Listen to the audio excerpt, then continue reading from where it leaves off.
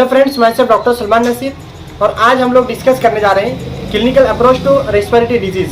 बहुत ही हेल्पफुल ये क्लिप होने वाली है मेडिकल स्टूडेंट्स के लिए, जनरल प्रैक्टिशनर के लिए, इसलिए अभी से कर दीजिए इस क्लिप को लाइक, चैनल को भी कर दीजिए सब्सक्राइब। इसमें सबसे इंपॉर्टेंट चीज़ दोस्तों हिस्ट्री टेकिंग है, जो कि शुरुआत है।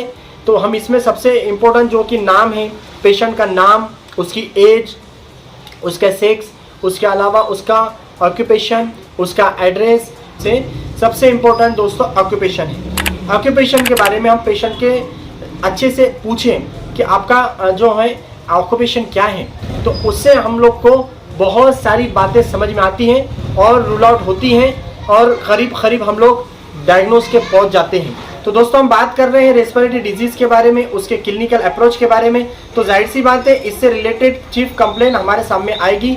वो दो किस्म की हो सकती है, दो टाइप की हो सकती है। पल्मोनरी सिम्टम्स होगा, एक एक्स्ट्रा थोरैक्सिक सिम्टम्स होगा, या एक्स्ट्रा पल्मोनरी भी हम बोल सकते हैं। या पल्मोनरी की अगर मैं बात करूँगा दोस्तों, तो जो चीफ कंप्लेंट रेस्पिरेटरी डिजीज से रिलेटेड पेशेंट बोलता है वो दोस्तों सबसे इंपॉर्टेंट चीज़ जो आप लोग जानते हैं कफ है, यानी खांसी। कफ जो दोस्तों रेस्पिरेटरी डिजीज के अंदर सबसे कॉमनेस्ट जो है सिम्टम्स माना जाता है।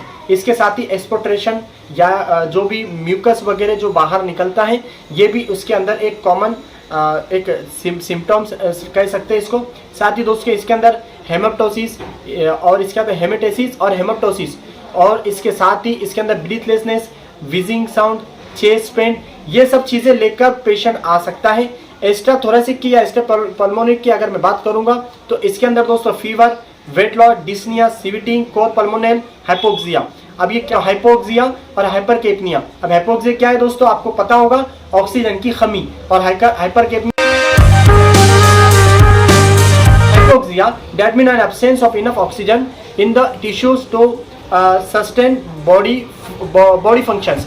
जो ऑक्सीजन हमारे बॉडी को ज़रूरी होता है उसकी अगर कमी हो रही है, कमतरता अगर आ रही है, तो बॉडी के अंदर हाइपोक्सिया हम कहते हैं। और इसकी वजह से एक साइन हमारे सामने आती है जिसको हम साइनोसिस कहते हैं। जो स्किन होती है वो ब्लूइश हो जाती है। तो एक सिंपल एक कॉमन जो है अलामत है, सिम्टम है।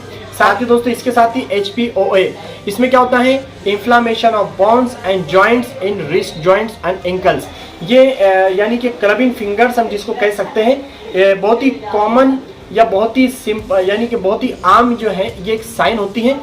तो दोस्तों मैं आपको बता दूं, क्लबिंग ऑफ फिंगर जो है पल्मोनरी, कार्डियोवैस्कुलर सिस्टम, उसके अलावा गैस्ट्रोइंटेस्टाइनल, और इसके अलावा इंजरी है और हेमीप्लेजिया है, या फिर ना मालूम बहुत सारे हेरिडिटरी भी है।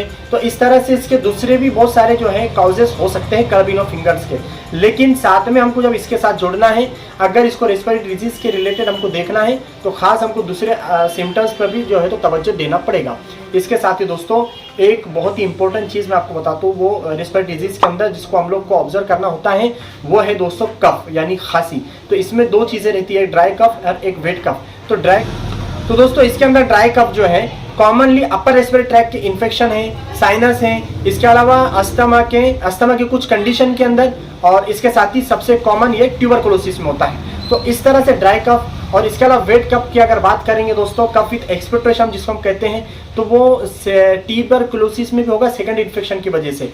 साथ ही दोस्तों ये COPD, ब्रोंक, इसके साथ ही दोस्तों लंग्स अब्सेस के अंदर होगा। तो ये जो कुछ ऐसे हैं तो जो जिसके अंदर एक्सपेक्टोरेंट यानी कि कफ विथ एक्सपेक्टोरेंट जो है साइन हमको दिखने को मिलेंगी। तो आई होप को अब तक ये बातें आपको समझ में आई होगी कि अब क्लबिंग फिंगर्स, इसके अलावा मैंने आपको जो बताया HPOV, हाइपोक्सिया, हाइपरकेपनिया, उसके अलावा दोस्तों और कोर पल्मोनल है। इसके साथ ही दोस्तों मैंने आपको बताया ड्राई कफ और वेट कफ। अब तक ये आपको चीज़ें समझ में आई। हम लोग जब, क्योंकि दोस्तों ये सिम्टम्स मैं आप लोगों को इसलिए बता रहा हूँ कि इस पर अगर हम अच्छे से हिस्ट्री लेते हैं या इन पर हम अच्छे से डायग्नोज करने की कोशिश करते हैं, तो काफ़ी चीज़ें जल्द से जल्द रूल आउट होती है। जैसे कि एक मेरे साथ जो एग्जांपल मैं आपको बता सकता हूँ कि एक पेशेंट था जिसका कफ विद एक्सपेक्टोरेशन था और साथ ही क्लबिंग फिंगर्स थी, और काफ़ी लॉन्ग टाइम से उसको ये प्रॉब्लम थी। और जब मैंने उसको ऑस्कल्टेट किया दोस्तों, तो ऑस्कल्टेट करने के बाद किया तो कैपिटल इनहांस जो है पॉजिटिव मिला। तो ये एडवांस इन्वेस्टिगेशन किए तो ब्रोंकाइटिस जो है डिजीज़ रूल आउट हुई। तो इस तरह से दोस्तों जब हम लोग ये मामूली दिखने वाले साइंस या अलामत पे हम ध्यान देते हैं तो बहुत सारी चीज़ें रूल आउट होती हैं। तो अब तक आपको ये चीज़ें समझ में आई। अब दोस्तों मैं इसका रेस्पिरेटरी डिजीज़ के अंदर दोस्तों एक बहुत ही कॉमन सिम्टम्स जो है दिखाई देता है, जो कि बहुत ही वास्ट टॉपिक भी है, कॉम्प्लिकेटेड भी है, जिसके बारे में आप लोग जानते होंगे। ब्रीथलेसनेस, डिस्निया बोल सकते हैं, डिफिकल्टी इन ब्रीथिंग बोल सकते हैं, सांस लेने में दिक्कत होना, ये एक कॉमन सिम्टम है, कॉमन एक अलामत भी कह सकते हैं इसको, जो कि रेस्पिरेटरी डिजीज से रिलेटेड हो सकता है। मैं क्यों कह रहा हूँ? क्योंकि ज़रूरी नहीं है कि रेस्पिरेटरी डिजीज में ही हो, बल्कि कार्डियोवैस्कुलर के अंदर, उसके अलावा एनीमिया अगर है, प्रेगनेंसी की वजह से है, इसके अलावा ओबेसिटी है, तो इस तरह से बहुत सारे ऐसे यानी कि कंडीशन है जो है तो दिखाई देता है। अगर कार्डियोवैस्कुलर की अगर मैं बात करूँगा, साथ ही कार्डिक फेलर है, कंजेनाइटल हार्ट फेलर है, और दूसरी अगर हम बात करेंगे जैसे कि साइकेट्रिक्स कंडीशन में पॉलीमाइलाइटिस के अंदर है, माइस्थेनिया ग्रेविस है, स्पाइनल कॉर्ड इंजरी है, पॉलीमाइलाइटिस है, उसके अलावा इसके अलावा जैसे मैंने अभी बताया आपको एनीमिया है। रेस्पिरेटरी के अंदर जो दोस्तों ब्रीथलेसनेस की कंडीशन कब हो सकती है, मैं भी जो कॉजेज मैं आपको बता सकता हूँ, वो है दोस्तों एक हम कह सकते हैं ऑब्स्ट्रक्टिव के अंदर, एक जिसके अंदर ब्रोंकियल अस्थमा है, सीओपीडी है, स्लीप एपनिया है। अब दूसरी कंडीशन में हम देखेंगे दोस्तों तो इंटरस्टेशनल डिस्निया है, प्लूरल इफ्यूजन है और फाइब्रो। अब दोस्तों ये कुछ सिम्टम्स हैं जो कि सामने आएंगे। इसके साथ ही दोस्तों आपको बता दो हेमोप्टोसिस और हेमेटेसिस, यानी खुल्की खय होना, उल्टी होना, या फिर खांसी के साथ खून आना, ये दो कंडीशन होती है। ये भी दोस्तों रेस्पिरेटरी डिजीज से रिलेटेड हो सकता है। दूसरी प्रॉब्लम यानी कि कार्डियोवैस्कुलर या दूसरी कोई और प्रॉब्लम की वजह से रिब्स फ्रैक्चर वगैरह के अंदर होता है। लेकिन हम लोग जब रेस्पिरेटरी डिजीज से रिलेटेड अप्रोच कर रहे हैं क्लिनिकली, तो हम लोग को इस पर जो है ध्यान देने की बहुत ज़रूरत होती है कि अभी हमारे पास ओपीडी के अंदर या फिर कैजुअलिटी के अंदर पेशेंट आता है इस तरह का, तो ऐसे वक्त में दोस्तों ऑनसेट या एक्यूट कंडीशन के अंदर क्या क्या होगा, expiration of foreign body, acute episode of asthma, viral infection, pulmonary oedema. Viral infection के लिए सबसे बेस्ट आप लोगों के सामने आता है कोविड और जो ARDS आया था इससे पहले, तो ये बहुत ही अच्छा एग्जाम्पल है एक्यूट या फिर इमरजेंसी सिचुएशन जो कि रेस्पिरेटरी डिजीज़ के रिलेटेड होगा। रेस्पिरेटरी डिजीज़ की कंडीशन होगी, एक तो वायरल इन्फेक्शन जो भी हो सकता है। तो इस तरह से ये 4 से 5 कंडीशन मैंने आपको बताया, इसके अलावा भी हो सकता है, लेकिन ये प्रमुख है, जैसे कि expiration of foreign body, acute episode of asthma, viral infection, pulmonary oedema. क्योंकि अस्थमा के जो है एक एपिसोड्स भी होते हैं कि ऐसे वक्त को कुछ जैसे हम देखते हैं कि मेरी ओपीडी में देखता हूँ, जब बहुत ही ज़्यादा बादल छा जाते हैं, ऐसे वक्त में पेशेंट को जो है ब्रीथिंग की प्रॉब्लम होती है, यानी उसको ऐसे पेशेंट अगर बहुत ज़्यादा सर्द का मौसम आ चुका है तो कोल्ड एक्सपोजर की वजह से भी जो है ऐसे पेशेंट को प्रॉब्लम होती है, ब्रीथिंग की प्रॉब्लम आती है, डिस्निया वगैरह हम जिसको कह सकते हैं, डिफिकल्टी। और जो मॉर्निंग का जो टाइम है दोस्तों, ऐसे वक्त में क्रोनिक ब्रोंकाइटिस के जो पेशेंट होते हैं उनको ये प्रॉब्लम ज़्यादा होती है, शिद्दत के साथ होती है। तो ये एक हिंट मैंने आप लोगों को दिया जिससे हम आसानी से डायग्नोज कर सकते हैं कि इस टाइम पे ये प्रॉब्लम होती है। और जब आप लोग प्रैक्टिस में आ जाते हैं दोस्तों, तो आप लोग को एक्सपीरियंस होने लगता है कि ये पेशेंट कैसा है। वैसे देखा जाए दोस्तों तो हमको जब एग्जामिन करना होता है तो बहुत सारी चीज़ें रूल आउट करना होती है। जिन चीज़ों को हम प्रमुख या चीफ समझ लेते हैं, खास समझ लेते हैं, कभी कभी वहाँ से वो चीज़ नहीं मिलती। और छोटी छोटी चीज़ें जैसे लिम्फ नोड्स की अगर मैं बात करूँगा, जो लंग्स के पास मौजूद होते हैं, तो वो लिम्फ के अगर हम अच्छे से एग्जामिनेशन करते हैं, जिसको हम सर्जरी लेते हैं, क्योंकि हम लोग ज़्यादातर एक्सरे को, ऑस्कल्टेट को या फिर इन्वेस्टिगेशन को बहुत ज़्यादा इंपॉर्टेंस दिया जाता है इसके अंदर। लेकिन दोस्तों कभी खबर ऐसा होता है कि ये सब रिपोर्ट भी नॉर्मल आती है और कभी कोई छोटी सी चीज़ से जो है तो हिंट मिल जाती है, जिसकी वजह से डिजीज जो है तो रूल आउट होती है। इसलिए हर पॉइंट, हर चीज़ को हम जो तो दोस्तों जैसे कि एक्सपेक्टोरेशन की बात हुई थी, यानी कि बलगम जो निकलता है, तो म्यूकस मेम्ब्रेन जो आप लोग जानते हैं, मैंने पिछली क्लिप में बताया था, जो ट्रेकिया हमारी होती है, वाइंड पाइप जिसको कहते हैं, हवाओं की नाली, सांस की नाली, वहां पर मौजूद, वैसे तो पूरे लंग्स के अंदर अलग अलग हिस्से में अलग अलग मौजूद होती, वहां मौजूद म्यूकस जो मेम्ब्रेन होती है, वो मेम्ब्रेन के अंदर इरिटेशन की वजह से दोस्तों म्यूकस, उसका एग्जामिनेशन का भी टाइम आता है। तो ऐसे वक्त में देखने के बाद हमको बहुत सारी चीजें रूल आउट हो सकती है, देखकर ही बहुत सारी चीजें रूल आउट होती है। और याद रखना चाहिए कि म्यूकस होता कैसा है, व्हाइट एंड क्लियर होता है। लेकिन जब ये एबनॉर्मल होगा कलर के अंदर, तो जाहिर सी बात है हमको एबनॉर्मलिटी समझ में आना चाहिए। इस तरह से दोस्तों हमको म्यूकस के 3 चीज़ें खास ध्यान रखना चाहिए। एक है उसकी क्वालिटी, एक है उसकी क्वांटिटी और एक ही उसका खल ऑर्डर, या उसमें जैसे फॉल स्मेलिंग कह सकते हैं हम। बहुत सारे, क्योंकि दोस्तों फॉल स्मेलिंग के जो अहम कॉज है वो एनारोबिक इन्फेक्शन कहलाता है, उसकी वजह से जो है दोस्तों फॉल स्मेलिंग होती है। तो इस तरह से क्वालिटी, क्वांटिटी, ऑर्डर, ऑर्डर यानी यही फॉल स्मेलिंग वगैरह, उसका कलर भी इंपॉर्टेंट होता है, और साथ में येलोइश अगर म्यूकस हो गया है तो उसके साथ ये बात दर्शाता है कि इसके साथ पस मिक्स हो चुका है। जो है डायग्नोसिस के लिए हम लोग को म्यूकस भी बहुत ही हेल्प करता है। इसके साथ ही अब बात करेंगे दोस्तों हम, वो है इसके अंदर इम्पोर्टेंस, तो चेस्ट पेन है और लेटरल साइड अगर है तो मे बी प्लूरिसी, नीमोथोरैक्स, इंटरकोस, तो हर्पीज जोस्टर में रिब फ्रैक्चर के अंदर ऐसी कंडीशन के अंदर दोस्तों लेटरल साइड जो है चेस्ट पेन दिखाई देगा। अब बात करें दोस्तों एंटीरियर चेस्ट पेन। अब जाहिर सी बात है एंटीरियर साइड में हम गौर करेंगे, चेस्ट पेन अगर है तो may be inflammation of trachea यानी कि ट्रैकेटिस, और साथ ही कार्डियक रिलेटेड जो पेन हो सकता है, जैसे कि मायोकार्डियल इंफार्क्शन के अंदर हो सकता है। इसके अलावा पेरिकार्डिटिस, और इसके अलावा जो है तो एंजाइना के अंदर भी हो सकता है, और साथ ही वहाँ से जो गुजरने वाली है इसोफेगस, साथ ही रिब्स फ्रैक्चर है, और साथ ही इनोसेंट लेफ्ट मेमोरी पेन है। तो इस तरह से लेफ्ट और एंटीरियर साइड ऑफ चेस्ट की डिजीज़ के अंदर अगर चेस्ट पेन है तो हम इस तरह से, इसी तरह से दोस्तों रेस्पिरेटरी डिजीज़ के अंदर एक कंप्लेंट भी सामने आती है, वो है दोस्तों वेट लॉस। अब वेट लॉस रेस्पिरेटरी डिजीज़ के अंदर क्या रिलेशन रखता है, तो दोस्तों मैं आपको बता दूं, वेट लॉस का रेस्पिरेटरी डिजीज़ के अंदर रिलेशन बहुत ही गहरा होता है। मेरे पास, मेरी प्रैक्टिस में मैंने बहुत सारे ऐसे केसेस देखा हूँ, और उस पर इससे पहले बहुत सारी क्लिपों में डिस्कस भी किया हूँ कि ट्यूबरकुलोसिस के अंदर वेट लॉस बहुत ही कॉमन सिम्टम है दोस्तों। इसके अलावा दोस्तों लैरेंजल ट्यूबरकुलोसिस, तो ये दोनों कंडीशन, ट्यूबरकुलोसिस और लैरेंजल ट्यूबरकुलोसिस, ये दोनों कंडीशन के अंदर वेट लॉस की। साथ ही दोस्तों अब हम बात करेंगे हॉर्सनेस ऑफ वॉइस, यानी कि infection of upper respiratory tract. ये वायरल जो लैरिंजाइटिस है इसकी वजह से भी हो सकता है, या अपर रेस्पिरेटरी ट्रैक्ट इन्फेक्शन की वजह से भी हॉर्सनेस ऑफ वॉइस की सिम्टम जो है, प्रॉब्लम जो है तो सामने दिखाई दे सकती है। ये कुछ प्रमुख लक्षण थे जो कि रेस्पिरेटरी डिजीज से रिलेटेड पेशेंट हमारे पास ओपीडी या कैजुअलिटी में आता है। तो ये सारी चीज़ें हमको रूल आउट करना होती है, जो कि मैंने अब तक बताया आप लोगों को कि कोर पल्मोनल, और इसके अलावा चीफ कंप्लेन, उसके अलावा जो हाइपोक्सिया, हाइपरकैप्निया, हाइपरट्रॉफी, और उसके अलावा जो clubbing of fingers, cough, dry cough और वेट कफ है। उसके अलावा आप लोगों को मैंने बताया ब्रीथलेसनेस है।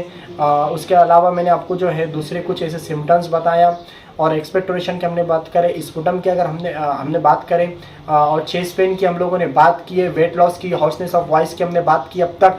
तो दोस्तों ये सब चीज़ें मैं इसलिए रिपीट कर रहा हूँ ताकि आप लोगों को समझ में आए कि अब तक हम क्या सीख रहे हैं। तो दूसरी चीज़ मैं आपको आगे के लिए बता रहा हूँ कि हमको क्लिनिकल अप्रोच के लिए बहुत इंपॉर्टेंट है कि हम लोग को हिस्ट्री लेना है। अब इसमें सबसे इंपॉर्टेंट चीज़ आती है दोस्तों हिस्ट्री ऑफ प्रेजेंट इलनेस। जी हाँ दोस्तों, जब पेशेंट आ गया है, ये सिम्टम्स तो उसके है या नहीं है, लेकिन अब प्रेजेंट इलनेस के अंदर हम हिस्ट्री में क्या क्या लेंगे, देखिए उसके लिए आप जो है पास्ट हिस्ट्री जो है ये ज़रूर लें। पास्ट हिस्ट्री दोस्तों कभी भी हम इग्नोर ना करें। क्या होता है, जैसे कि मैंने बहुत सारे आपको बताया ऐसे कॉजेस, जैसे कि रिब फ्रैक्चर है, या फिर थोरैक्स के अंदर कहीं फ्रैक्चर हुआ, या एब्डोमिनल इंजरी है, तो ऐसे वक्त में भी सेकेंडरी तौर पर इसका असर जो है या कॉम्प्लिकेशन जो है तो रेस्पिरेटरी सिस्टम पर आते ही हैं। तो ऐसे वक्त में पास्ट जो है, एक वाक़या में आपको मेरे साथ हुआ है वो मैं आपसे शेयर कर सकता हूँ कि एक मेरे ओपीडी में एक पेशेंट आए थे जिनको मैंने सिर्फ ऑस्कल्टेट किया, और ऑस्कल्टेट करने के बाद मैंने उनसे कहा कि आप एक अपना एक्सरे अगर आपके पास अवेलेबल हो तो लाए। तो उन्होंने बहुत ही पुराना एक्सरे मुझे लाकर बताए। तो मैंने वो एक्सरे देखकर फाइंड आउट किया कि आपको, यानी कि एक रूल क्या कह सकते हो, उसे गेस में अंदाज लगाया कि आपको ट्यूबरकुलोसिस पास्ट में थी, क्योंकि मैं श्योर नहीं था, क्योंकि पेशेंट ने इस तरह की कोई अलामत नहीं बताया था, और जाहिर सी बात है हम लोग को अगर ज़्यादा डीप पता ही नहीं। तो पेशेंट ने कहा कि हाँ मुझे 20 साल पहले टीबी थी, ठीक है, जबकि पेशेंट मेरे पास इतना टाइम से बैठा था, लेकिन इसके बावजूद उन्होंने कहीं पर मुझे पास्ट नहीं बताया कि पास्ट में मुझे ऐसी प्रॉब्लम थी। बट कहीं ना कहीं मुझे क्लिनिकली एग्जामिनेशन के दौरान कुछ महसूस हुआ कि नहीं कुछ ना कुछ एबनॉर्मलिटी है। और ऐसे मेरे साथ और आप लोगों के साथ भी हुआ होगा, जो मेरे साथ हुआ कि यकीनन हम लोग जब एग्जामिनेशन को सीरियसली लेते हैं, हम अच्छे से करते हैं, तो यकीनन हमें बहुत ही फ़ायदा मिलता है उसका।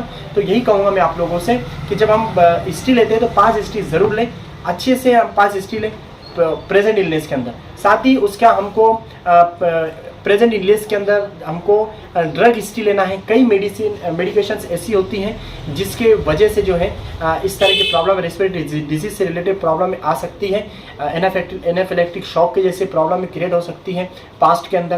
तो इस सब चीज़ों की हम जो ड्रग हिस्ट्री मालूम करें, साथ ही हम लोग जो है साथ ही फैमिली हिस्ट्री मालूम करें, ये भी बहुत ही इम्पोर्टेंस है। कोविड में हमने देखा कि किस तरह से कितना इम्पोर्टेंस होता था कि एक पेशेंट अगर अफेक्ट हो रहा है, एक बंदा अगर कोई अफेक्ट हो रहा है तो किस तरह से वो कितना तेज़ी से जो है दूसरों को अफेक्ट करता था।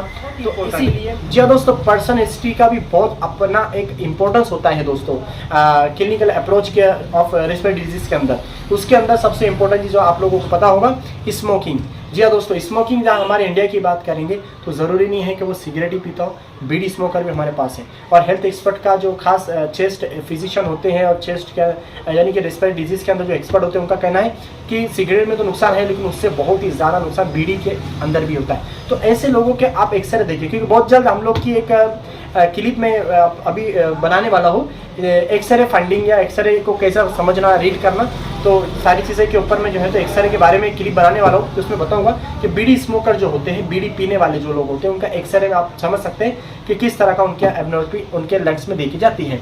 तो ऐसे वक्त में दोस्तों स्मोकिंग आपको पर्सन हिस्ट्री में देखना चाहिए, अल्कोहल देखना चाहिए। और दोस्तों साथ ही जब हम ये सब चीज़ें देखते हैं, चाहे स्मोकिंग हो, चाहे अल्कोहल हो, या फिर किसी तरह के कोई दूसरे पर्सनल उसके अगर है हैबिट्स, बैड हैबिट जिसको हम कह सकते हैं, तो उसका ड्यूरेशन मालूम पड़े, उसके बारे में थोड़ा डिटेल मालूम करें। ऐसा मेरे ओपीडी के अंदर वो बोलते ही नहीं है कि हम स्मोकिंग करते हैं, हम स्मोकर हैं, लेकिन जब हमको ऐसा लगता है ऑक्सल्टेट करने के बाद तो हम लोग पूछते हैं कि आप तो स्मोकिंग करते हो, बोलते नहीं आप नहीं करते, पहले करते थे। लेकिन दोस्तों अब तो उनको वो तो पुरानी सज़ा तो भुगतना है जो करतूत उन्होंने किए हैं। तो इस तरह से पेशेंट हमेशा क्या किया करेगा दोस्तों, वो छुपाएगा। लेकिन हमारी बहुत बड़ी जिम्मेदारी है कि हम लोग हमेशा हर चीज़ को पूछते रहें, हमेशा जो चीज़ें हैं वो रूल आउट करें, मालूम करें, हिस्ट्री अच्छे से लें। इसके अंदर पर्सन हिस्ट्री में दोस्तों बहुत ही इंपॉर्टेंट चीज़ मैं आपको बताता हूँ दोस्तों, HIV से रिलेटेड ज़रूर पूछें, क्योंकि ये बहुत सारे लोग शर्म नहीं बोलते, लेकिन बहुत ही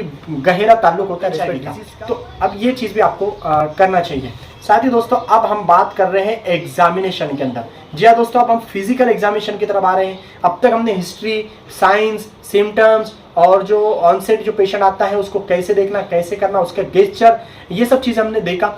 अब हम बहुत ही इंपॉर्टेंट टॉपिक पे जा रहे हैं दोस्तों, वो है फिजिकल एग्जामिनेशन। दोस्तों आम एग्जामिनेशन की तरह इसका भी जनरल एग्जामिनेशन और सिस्टमिक एग्जामिनेशन होता है। तो अब एग्जामिनेशन की बात करें तो आप लोगों को पता है कि 4 चीज़ें बहुत ही इंपॉर्टेंट होती है एग्जामिनेशन के अंदर। अब ये 4 चीज़ें हैं दोस्तों जिसको आप अच्छे से जानते हैं। अगर मैं पूछूं कि इन चारों में सबसे इंपॉर्टेंट क्या है लंग्स डिजीज के अंदर या रेस्पिरेटरी डिजीज के अंदर, तो आप सब ये शायद ये सोचेंगे कि ऑस्कल्टेशन बहुत इंपॉर्टेंट है, क्योंकि ये बनाया ही गया दिल की धड़कन और सांस की आवाज़ें सुनने के लिए। लेकिन दोस्तों हेल्थ एक्सपर्ट, चेस्ट फिजिशियन और रेस्पिरेटरी डिजीज़ के एक्सपर्ट में जो एक्सपर्ट होते हैं रेस्पिरेटरी डिजीज़ के अंदर, उनका मानना है कि दोस्तों चारों पॉइंट इंपॉर्टेंट है। इनिस्पेक्शन अल्सो मोस्ट इम्पोर्टेंट, बहुत ही इंपॉर्टेंट है इनिस्पेक्शन भी, पाल्पेशन भी, परकशन भी और ऑस्कल्टेशन भी। तो इनिस्पेक्शन की अगर मैं बात करूँगा दोस्तों तो बहुत ही इंपॉर्टेंट रखता है इसके अंदर भी। जैसे कि मैं आपको बता दूँ, इनिस्पेक्शन अगर हम कर रहे हैं तो हमको 5 चीज़ें दोस्तों लंग्स रेस्पिरेटरी डिजीज़ का अगर इनिस्पेक्शन कर रहे हैं फिजिकल एग्जामिनेशन के अंदर, तो 5 चीज़ें आपको बताता हूँ दोस्तों, खास ध्यान रखने की ज़रूरत है। क्या करना है इसके अंदर, हम लोग को movement of chest, shape of chest, trachea, जी हाँ दोस्तों ट्रेकिया, अपेक्स बीट, स्पाइन। दोस्तों हम स्पाइन के बारे में बिल्कुल यानी कि सोच भी नहीं जाती उस साइड, लेकिन ज़रूरी है दोस्तों। तो ऐसे वक्त में उसके बारे में साइनोसिस और साथ ही दोस्तों हम लोग को मसल्स की जो मूवमेंट्स होती हैं, ये तमाम चीज़ों को देखना चाहिए। ये इनिस्पेक्शन बहुत ही इंपॉर्टेंट रोल अदा करता है दोस्तों। साथ ही दोस्तों रेस्पिरेटरी डिस्टेंशंस पर हमको ध्यान देना है। इंस्पेक्शन के अंदर ये पॉइंट हमको देखना है। अब पाल्पेशन की अगर बात करेंगे तो यही पांचों चीजें दोस्तों हमको यहाँ पर भी अप्लाई करना है पाल्पेशन के अंदर। इसके अंदर दोस्तों हम लोग को शेप ऑफ, जैसे कि मैंने आपको बताया, movement of chest, shape of chest, trachea, तो ये सब चीज़ें, अपेक्स ऑफ ब्रीथ। तो इसके अंदर दोस्तों TVF यानी कि टैक्टाइल वोकल फ्रेमिटस, ये बहुत ही इम्पोर्टेंट चीज़ है जिसको हमको रूल आउट करना चाहिए, या भी जिसको पाल्पेशन जिसको हम कह सकते हैं, क्योंकि इसकी वजह से डिजीज़ का हमको रूल आउट होगी। इसमें ट्रायल साइंस का भी बहुत इंपॉर्टेंट है दोस्तों, लेकिन इस क्लिप के माध्यम से, इस क्लिप के अंदर मैं उसको एक्सप्लेन करूंगा। के अंदर सबसे इंपॉर्टेंट चीज़ दोस्तों प्लूरल इफ्यूजन रूल आउट होता है, डायग्नोस होता है। ऐसा जरूरी नहीं कि यही, बल्कि बहुत सारी चीज़ें डायग्नोज होंगी, लेकिन सबसे इंपॉर्टेंट है कि प्लूरल इफ्यूजन है। उसके अलावा दोस्तों नॉर्मल रेजोनेंस फाइंड आउट होता है। उसके साथ ही दोस्तों डायरेक्ट जो है ऑस्कल्टेटरी परकशन है। तो इस तरह से दोस्तों परकशंस का इंपॉर्टेंट होता है। अब बात करेंगे दोस्तों हम ऑस्कल्टेशन की। ऑस्कल्टेशन के अंदर दोस्तों आप लोग को 3 से 4 चीज़ें खास ध्यान रखना चाहिए, अपने माइंड में रखना चाहिए। सबसे इंपॉर्टेंट चीज़, what is breath sound like. Second चीज़, एनी कॉम्प्लीमेंट्स। थर्ड चीज़ आपको बता दूं दोस्तों, वोकल रेजोनेंस। फोर्थ चीज़ आपको बताओ दोस्तों, कैरेक्टर ऑफ ब्रीथ साउंड। क्योंकि दोस्तों normal breathing is vesicle breathing, bronchial breathing, vesicle breathing के बारे में आपने सुना होगा। तो ये बहुत इंपॉर्टेंट चीज़ है, क्योंकि एडवेंटिशियस साउंड्स जो होते हैं, जो हम लोग कॉमनली स्टेटों से सुनते हैं, इसके लिए हम लोग को इसके पीछे का पूरी बैकग्राउंड पता होना चाहिए। इसको भी इंशाल्लाह किसी एक क्लिप के अंदर में साउंड के साथ आप लोगों को बताऊं, जिसको आपको ईयरफोन की ज़रूरत होगी ताकि आपको अच्छे से समझ में आए आपको, क्योंकि एक क्लिप में इतनी सारी बातें हम कवर नहीं कर सकते, लेकिन आप जुड़े रहेंगे तो हम सीखते रहेंगे। तो इसके लिए मैं आपको बहुत कुछ चीज़ें हिंट के तौर पर बता सकता हूँ। जैसे कि अब हम जब एग्जामिनेशन कर रहे हैं, ऑस्कल्टेशन कर रहे हैं या एग्जामिनेशन कर रहे हैं या परकशन, इंस्पेक्शन, तो चारों के लिए एनाटॉमिकल पोजीशन क्या होती है, तो फ्रंट और एक्सिलरी और बैक चेस्ट। तो दोस्तों जब भी एग्जामिनेशन हम करते हैं तो फ्रंट, उसके अलावा एक्सिलरी और बैक। आप फ्रंट के अंदर दोस्तों 4 चीज़ें आपको याद रखना चाहिए। एक है सुप्रा क्लेविकुलर, एक है इंट्रा क्लेविकुलर, एक है मेमोरी और एक है इंफ्रा मेमोरी। ये 4 एरिया है। उसके अलावा एक्सिलरी एरिया की अगर बात करेंगे तो सुप्रा एक्सिलरी, मिडल एक्सिलरी और इंफ्रा एक्सिलरी, ये 3 चीज़ें हैं। उसके 3 यानी साइड हैं। अब back of chest supra clavicular, intra scapular और स्कैपुलर है, इंफ्रा स्कैपुलर है और बेसल है। तो ये था बेसल, बैक ऑफ चेस्ट यानी कि चेस्ट का बैक साइड जो होता है। मेरी प्रैक्टिस के अंदर जब मैं ऑब्जर्वेशन को जाया करता था, यानी कि पास आउट के बाद, तो एक चेस्ट फिजिशियन ने हम लोग को, जब एक वो लंग्स का एग्जामिनेशन कर रहे थे, एक पेशेंट थे, मुझे इतना याद नहीं है, बट वो रेस्पिरेटरी डिजीज़ के अंदर ही कुछ प्रॉब्लम, उनको ब्रोंकाइटिस वगैरह कुछ प्रॉब्लम थी। तो जब ऑस्कल्टेट कर रहे थे तो आपको मैंने जितने भी साइट्स बताया एग्जामिनेशन के लिए, तो वो तमाम ही नॉर्मल थे। और लेकिन बैक साइड का मुझे अच्छे से याद है, बेसल जो साइट है वहाँ पर दोस्तों क्रेपिटेशंस हमको सुनाई दिया। तो इस तरह से दोस्तों ये बहुत ही इंपॉर्टेंट होता है कि जब आप एग्जामिनेशन करते हैं तो एनाटॉमिकली जो जितनी भी साइट्स होती है जहाँ एग्जामिनेशन करना होता है, चारों तरीके से इंस्पेक्शन, पाल्पेशन, परकशन, ऑस्कल्टेशन, सबको हमको ध्यान रखना चाहिए। ये एनाटॉमी है इसलिए ताकि हम लोग सही तरीके से डायग्नोस कर पाए। यही तो एक आर्ट है डॉक्टर का कि वो तमाम चीज़ों को जानता है।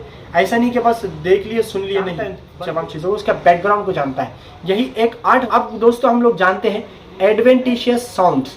तो देखो वीज और रोंकाई, इस तरह के जो पेशेंट आएंगे, इनके वीज एंड रोंकाई, जिसको हम म्यूजिकल साउंड्स कह सकते हैं, ये कौन सी डिजीज में हो सकता है। मे बी एक तो ऑब्स्ट्रक्शन ऑफ एयर पैसेज, यानी एयर पैसेज से रिलेटेड जितने प्रॉब्लम है, यानी ऑब्स्ट्रक्शन अगर होता है उसके अंदर, तो जो प्रॉब्लम क्रिएट होगी उसके अंदर वीजिंग साउंड जिसको हम कह सकते हैं, या रोंकाई, या तो वो हमको सुनाई देंगी। एक है क्रेपिटेशन और क्रैकल से घुटन सी आवाज़ जिसको हम कह सकते हैं। तो ये जो है दोस्तों कॉन्सिलिडेशन, टेसिस और ब्रोंकाइटिस, ये ऐसी कंडीशन के अंदर दोस्तों क्रैकिंग साउंड्स, या चक्की जो पीसे जाती है और उसकी जो साउंड आती थी, तो बिल्कुल वैसी साउंड मिलती है। इस तरह से ये था आज की ये क्लिप थी clinical approach to respiratory disease case. ठीक है, आई होप कि आपको अच्छे से समझ में आया होगा, लेकिन आप समझना चाहते हैं दोस्तों तो 2 से 3 मरतबा रिपीट कीजिए ताकि आपको बहुत सारी चीज़ समझ में आए। जो चीज़ें समझ में नहीं आई तो आपको दोबारा अच्छे समझ में आए। लेकिन ये सिलसिला शुरू हुआ है अभी बहुत सारी कंटेंट हम लोग को यहाँ से प्रोवाइड करना है आप लोगों तक, इसलिए हमसे जुड़े रहे दोस्तों। चैनल को सब्सक्राइब करें, अपने मेडिकोस के साथ जो है तो शेयर करें, चैनल को सब्सक्राइब जरूर कर दें दोस्तों। Thank you very much.